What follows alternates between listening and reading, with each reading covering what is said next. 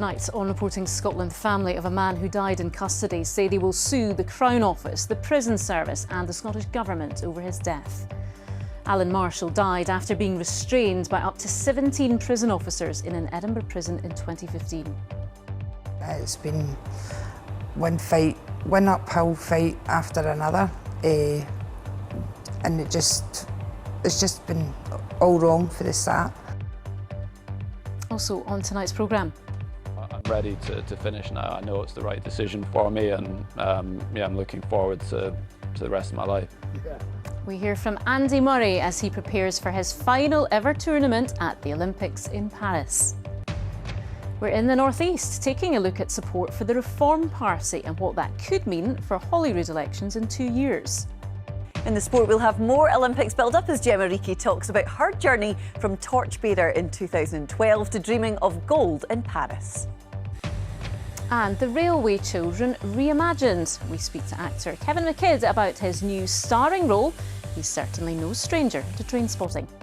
It feels like coming home for me, and there's such a breadth and depth of talent with the Scottish crews and Scottish actors. Hello, I'm Laura Miller. Welcome to Wednesday's programme.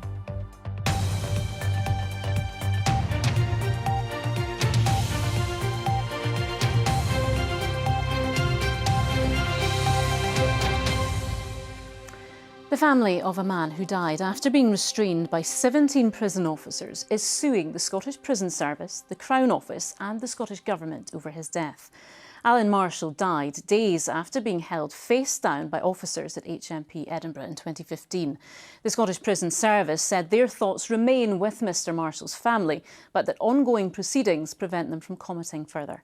A warning: you may find some of the footage included in Lucy Adams' report distressing.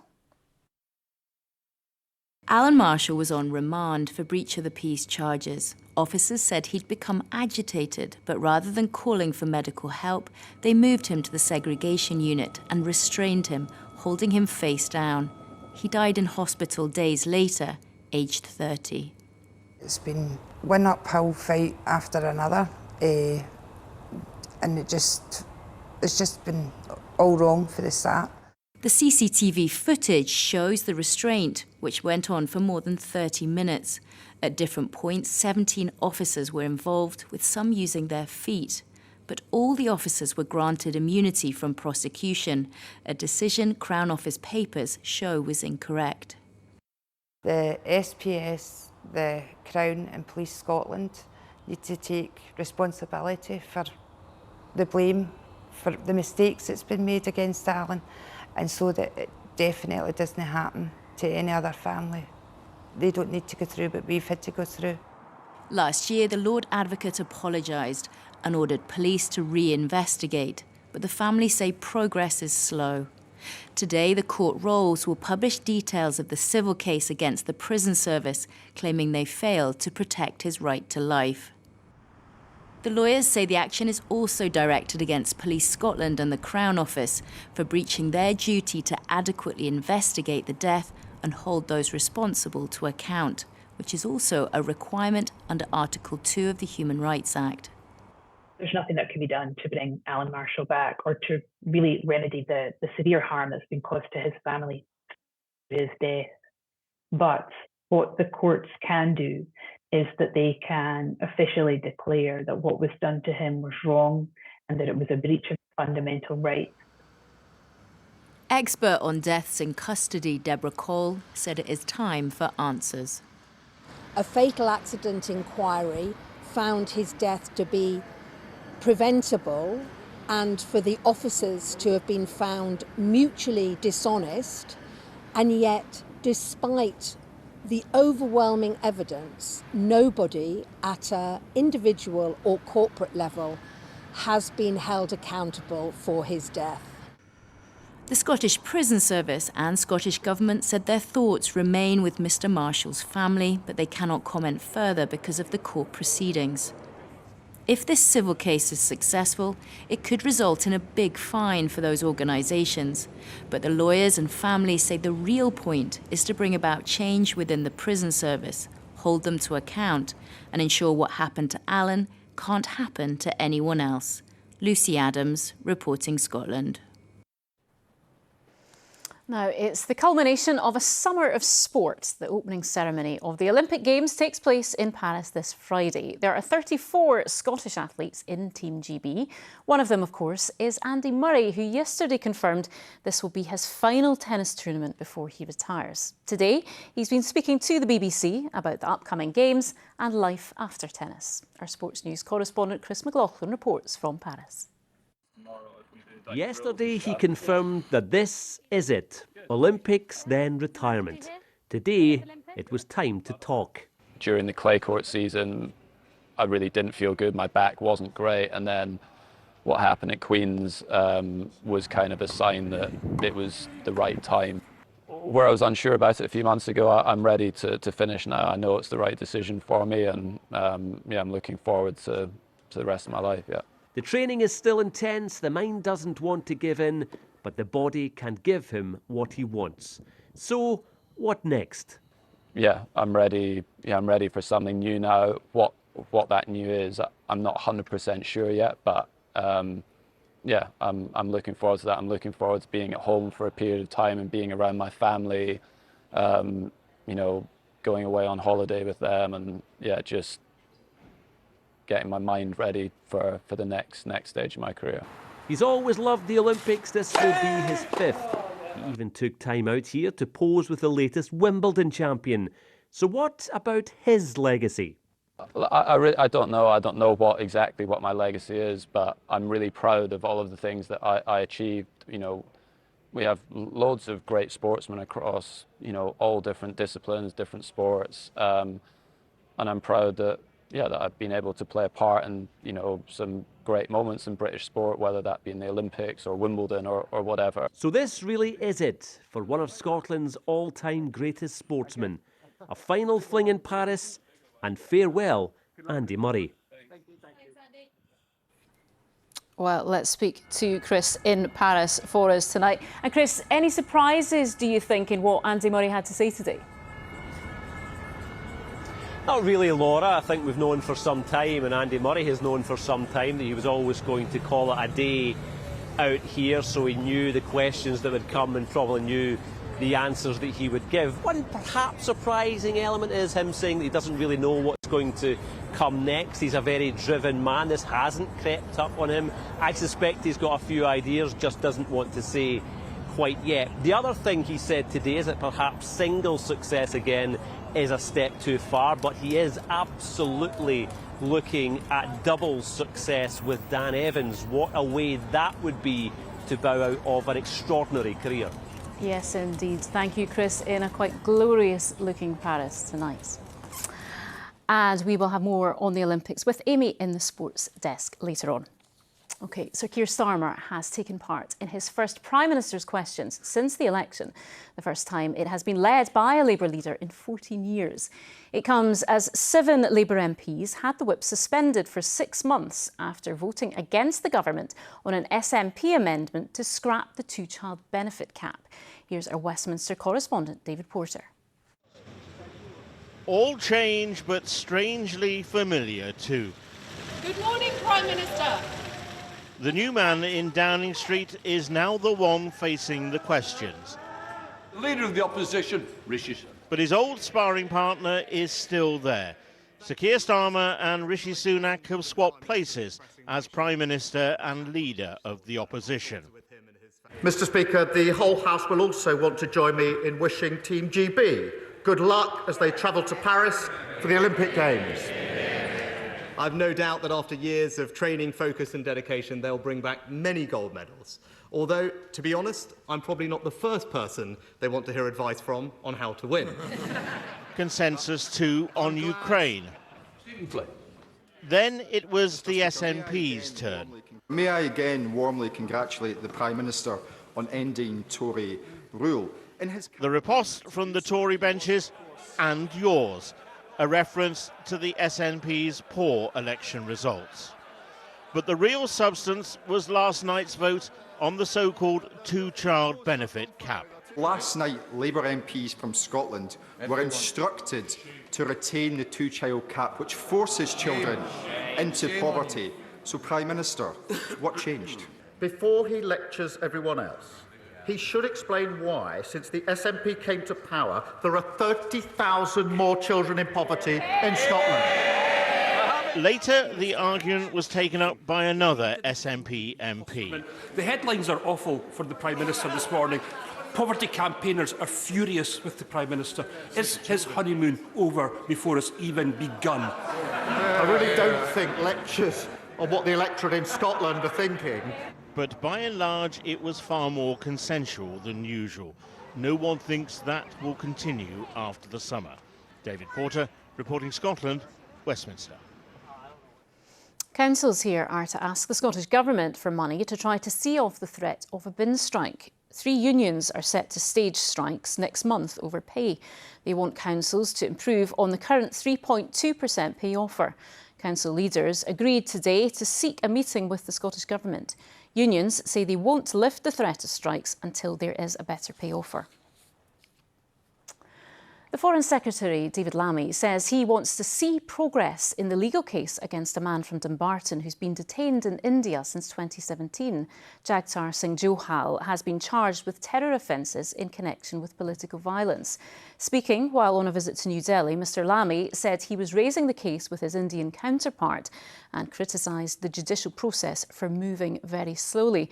Well, Katie Hunter has been following this story. And Katie, David Lammy has spoken about this case previously, hasn't he? Yes, he has, Laura. A quick reminder that back in 2022, a UN panel concluded that Jagat Singh Johal's detention was arbitrary. In other words, it lacked legal basis and that he should be released. Now, the same year, David Lammy, who was then in opposition, wrote on social media that Jagat had been arbitrarily detained with no legal basis and that the then Prime Minister, Liz Truss, must secure his release. Fast forward a couple of years, David Lammy is in government, he is now Foreign Secretary and he's on a trip to India. And our colleague James Landale asked Mr Lammy about the case and here's part of their exchange. It's important that that due process happens. It's been very, very slow. It's important that we've had consular access with Jagat, and for all of those reasons I've raised it again. Just finally on that point, do you accept that he is detained arbitrarily? He has been charged. But the UN said that he's been detained arbitrarily. That is Sir for the Keir UN. Starmer said in a letter in 2022 that he was a young man, this is a quote, a young man who's been held arbitrarily. I'm here as Foreign Secretary today. This is a serious case that I've raised in the past and that I'm raising again. So what has Jagat Singh Johal's family been saying about this? Well, Jagtar's brother is actually a Labour councillor. He's been campaigning for his brother's release for almost 7 years now. And I showed Gurpreet Singh Johal that exchange earlier, and I think his reaction was mixed. It's good that the Foreign Secretary has raised Jagtar's case, but raising it is not enough. We need a solution, and the solution to this case is not the due process that the Indians have been claiming that has been going on. It's the fact that Jagat has been arbitrarily detained and he should be returned back to the UK, to his family, where he belongs. What have the Indian authorities said? Well, we haven't had a response from the Indian authorities to this particular intervention, but they have repeatedly said that due process is being followed and that Jagat Singh Johal is facing serious charges. OK, Katie, thank you. It may seem too soon to start thinking about the Holyrood election in 2026, but political parties are now strategising about it. And one outfit who think they can make a breakthrough in Scotland is Nigel Farage's Reform UK. The polling expert, Professor Sir John Curtis, says if they maintain their current support, they will have representation in the Scottish Parliament. Our political correspondent David Wallace-Lockhart went to the seat of Aberdeenshire North and Moray East to hear from some Reform supporters. The Reform Tower, built to celebrate an extension of voting rights in 1832, overlooks Peterhead, but it's the Reform Party who now want to make their mark. This is the constituency where they had their best Scottish result. They only managed third, but it may well have been their performance that cost this man, the Scottish Tory leader Douglas Ross, the seat of Aberdeenshire North and Moray East. Former nurse Joe Hart was the Reform candidate. I've just seen this decline of Britain. It's not great anymore. You know, we've lost a lot of our industries. We've lost that sense of community. And there's also not, I don't know, I feel that there's not much joy and pride anymore. Does Reform perhaps just prove simplistic slogans rather than actually doing the hard, detailed work that is actually required to bring about the kind of changes you want? Well, I think I'm not 100% sure, but we had an economist go through our figures. We had all the costings for all our policies, and it's definitely achievable. I don't think it's complex. I think sometimes simple is better. Joe Hart introduced me to a number of Reform voters, including one former SNP councillor who's concerned about fishing. There's not a voice left as far as I'm concerned, so we need this reset in politics. Immigration is also a factor for this group. The infrastructure to sort of support the volume of people that are coming in isn't here. Net zero was a big no-no for me. I seen the state of the immigration and everything else that was happening, and I was like, nah. This is why you can't actually have any shrubs or anything in here, which grows quite well. But then Scottish Conservative leader Douglas Ross now has a bit more time to spend with his pygmy goats, Poppy and Daisy. He still has his Holyrood seat, but thinks Reform's threat to his party has to be taken seriously. There's definitely people who are disillusioned with politics as it is at the moment, and something therefore has to change. But I also think people will look very closely about what Reform MPs do in the House of Commons. Are they being constructive to try and improve the lives of people in their constituencies? Are they trying to make change for the better? Or will they just be disruptive for the sake of it? So what do the Scottish Conservatives do? I think we've got to listen to it. We can't just assume that they will vote Reform forever now. We've got to convince them to come back again. That shows that we are listening. With the Reform eyeing up the next Holyrood election, what sort of impact are they capable of making? We would probably be looking at a small but not insignificant presence of Reform MSPs in the next Holyrood Parliament if, and of course it's a big if, support for Reform is still running at its current level in 2 years' time. Nigel Farage previously led UKIP and the Brexit Party. Neither outfit ever got an MSP elected. Could Reform prove third time lucky for him in Scotland? David Wallace-Lockhart, reporting Scotland. OK, let's get tonight's sport now with Amy. And we have been talking about the Olympics, but we've also got some football to talk about too, haven't we? Yes, it's all happening at the moment, Laura. Thanks very much. Good evening. While the Euros may feel like a distant memory, European club football is just beginning for Scottish sides, including Kilmarnock, who face Cercle Bruges in Europa League qualifying tomorrow in front of a sellout crowd at Rugby Park in Boss. Derek McInnes wants them to harness the form that got them there. Kelly finished fourth in the Premiership last season and have won 6 and drawn 2 of their 10 home games so far this calendar year. McInnes, who led the side to promotion in 2022, wants their return to continental competition to become a more regular fixture. We get the benefit of last season's efforts now, and this is the kind of kickback from it now, and we've got to try and make the most of the opportunity. I think it's important that as any cup, you try and generate as many good moments, go as far as you can, and equally as well, I think it's got to be said that we can make some proper money. We've already made money for the club in qualifying for Europe, but proper prize money can be there for the club as well. So that aspect of it doesn't go unnoticed from us as well. And this is Kilmarnock's path to the group stage of the Europa League. Victory over Cercle Bruges will see them take on Molde or Silkeborg in the third qualifying round, but if they lose, they will drop into the Conference League qualifier. Further progression would see them play another two-legged tie in the playoff round before what would be a very lucrative place in the Europa League. Well, St Mirren are also in European action. They've arrived in Iceland ahead of their Europa Conference League qualifier against Valor. New signings Sean Rooney and Alex Iacovitti are suspended and injured, respectively, and we'll be able to hear from the St Mirren team ahead of that match on tomorrow's programme. Well, as we've been hearing from Andy Murray, all eyes will be on Paris over the next few weeks as the Olympics get underway. And Scottish runner Gemma Reekie is going into the Games in great form as she seeks a place on the podium. The 800-metre runner agonisingly missed out on a bronze by 900ths of a second at the last Games in Tokyo, but since then has become a world indoor silver medalist and set a new Scottish record. And she's dreaming of further success in the French capital. Daguma, this brilliant new find for Ethiopia, takes the gold. Gemma Reekie, the silver. I mean, the British runners, like, they're the best in the world, aren't they? So to be amongst that, like, you know, when you're racing these girls that you're amongst those medals and you can do it. And I think it gives everyone so much confidence, and we all support each other through it as well. So it's a lovely time to be part of the sport. Yeah, of course, it's going to be hard because we all want to be there. We all want to be in that final and winning medals. And yeah, I think we're pushing each other to do that. I carried the Olympic torch for London 2012, and I remember feeling like I was part of that Olympics, and I thought, wow, I'm part of the Olympics, and the next stage is to be at the Olympics as an athlete. So that was my first memory of it, and I remember it was on TV the whole time at home. We had every sport on, we watched everything, and yeah, it's been a dream to be an Olympian, and to be a two-time Olympian now is, yeah, amazing. I've definitely got my eyes on a medal, but I do also appreciate how hard it will be to make that final as well. I think the depth in 800 metre running at the minute is very strong, and it's going to be a lot harder than what it was in Tokyo to make the final.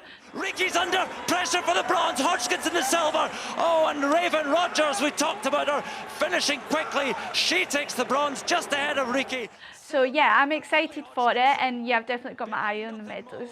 My family are all coming out, and everyone that supports me will be there watching on telly, and it feels like home. Tokyo was quite hard for people to keep track of because of time zone difference and stuff, so I think we'll have a lot of support in Tokyo and at home. So yeah, I'm really excited, and I think it will be the closest Olympics we get, and I made sure my family were booked out to come because I knew that it might be the only one they get to come to. So I'm hoping to live up to it and give them a good Olympics. Oh, fingers crossed for Gemma. Isn't it so funny looking back at the pictures from 2012, how far she's come? She looked young, but yeah, let's hope we've got some Scottish success stories, eh? Can't wait. Thank you, Amy. OK, now let's go over to Graham to find out what's happening on the BBC Scotland channel at 9 o'clock. Coming up tonight, Israel's Prime Minister Benjamin Netanyahu is on his first trip to the US since his country went to war against Hamas in the Gaza Strip. But amid mass protests, where does America stand on its support for Israel? The former Strictly star Amanda Abbington has given her first TV interview after claiming her dancing partner was abusive to her. And on the 10th anniversary of the Glasgow Commonwealth Games, I'll be speaking to former Olympic and Commonwealth swimmer Hannah Miley about that legacy and whether the Games have a future. Yeah, catch that at 9. OK, Bowness and Kinneil Railway is a family favourite for day trips during the summer holidays, but this year it's been turned into a film set. The Heritage Railway has a starring role in CBBC's new adaptation of the classic novel The Railway Children. Grey's Anatomy star Kevin McKidd plays one of the main characters, and of course he's no stranger to train spotting. Here's our entertainment reporter David Farrell.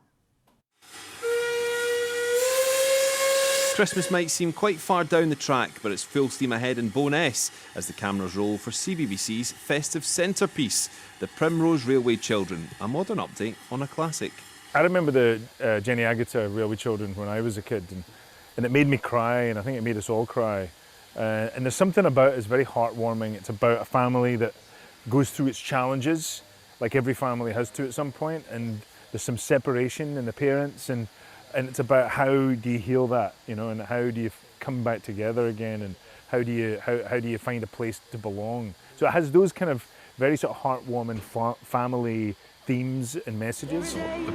Dr. Hunt, you're needed in OR1. Yeah, I'll be there soon. Kevin McKidd is known as Dr. Owen Hunt in American medical drama Grey's Anatomy, but his role in this new family favourite will help his own kids understand what Dad does. I don't get to do many things that my little kids, I've got a 5-year-old and a 6-year-old, that they get to watch because I'm on Grey's Anatomy and it's covered, there's all this fake blood and it's quite scary, a lot of the stuff that I do as an actor. So it's nice to actually have something at Christmas time I can sit down with my family and watch and let them see what Dad does for a living, you know. The Primrose Railway Children has filmed in locations across Scotland, including right here on the Clanchief steam train. So from locations to locomotives, Scotland has it all when it comes to filming. I suppose you could say it's first class. I cut my teeth here as an actor, you know, doing Train Spotting and Small Faces and all those films back in the day, and all the crews and the cast and everybody's still the same, so it feels like coming home for me. And there's such a breadth and depth of talent with the Scottish crews and Scottish actors. We'll have a while to wait for Kevin's latest project. It won't be on platforms until Christmas. David Farrell reporting Scotland. OK, let's take a look at the weather with Christopher now. I mean, you would go for a swim in there, wouldn't you? Yeah, lovely picture. Beautiful white sand, turquoise waters. Doesn't matter that it's cloudy overhead. Perhaps freezing. Perhaps. A lot of cloud around today, though, Laura. Thanks very much indeed. Very good evening to you. Wasn't the case everywhere. Some lovely spells of sunshine across the northeast. Several photos coming in from our weather watchers showing blue skies. But for most it was cloudy. Here's why. The high pressure ridge we had yesterday slipped away, allowing this weather front to move in, bringing cloud and some patchy rain. And it will be rather overcast as we head into this evening. So here's the next few hours. It's fairly cloudy, showery outbreaks of rain turning heavy in the far northwest overnight and reaching in towards the Northern Isles as well. And for all overnight, we're seeing temperatures holding in the mid-teens, so quite a close feel, quite humid, perhaps a bit muggy at times. To tomorrow, and it's a cloudy start away from the northeast where we'll have some early sunshine, Inverness, Aberdeen, down towards Dundee, and then that cloud will tend to build as well. Showers in the west early on, they'll start to work their way eastwards as we head through towards the afternoon. Now, despite that cloud, there still will be a few holes developing here and there, a few brighter glimpses developing. Temperatures 17 to 19 Celsius, but given that prolonged sunshine in the northeast earlier on, 22 degrees likely in Aberdeen. Those showers still with us around the west coast, and it's a cloudier day across Orkney and Shetland compared with today. As we head into tomorrow evening, those showers increasing numbers, so a fair number of heavy downpours tomorrow evening and tomorrow night, the odd rumble of thunder. That clears through on Friday, and we've got a brisk west-southwesterly wind driven by this area of low pressure towards Iceland. That means it will be a breezy day with showers, but the air is drier, so that means more in the way of sunshine in between the showers. But some of those showers could be on the heavy side and a fresher feel, all told. Temperatures by mid-afternoon around about 16 to 19 Celsius. To the weekend, doesn't look too bad. On Saturday, a few showers in the morning, brighter and drier by afternoon. Sunday, some decent spells of sunshine, and temperatures by mid-afternoon on Sunday reaching 19 or 20 degrees. That's the forecast for now. Laura. Good stuff. Thank you very much, Christopher. Now tonight's main news again. The family of a man who died after being restrained by 17 prison officers is suing the Scottish Prison Service, the Crown Office and Scottish Government ministers over his death. Alan Marshall died days after being held face down by officers at HMP Edinburgh in 2015. And Andy Murray has told the BBC that it's the right time for him to retire from tennis after the Paris Olympics, and he is happy with the decision. And that is Reporting Scotland. Anne McAlpine will have your late news around 10:30 tonight. Until then, from everyone in the team, enjoy your evening. Good night.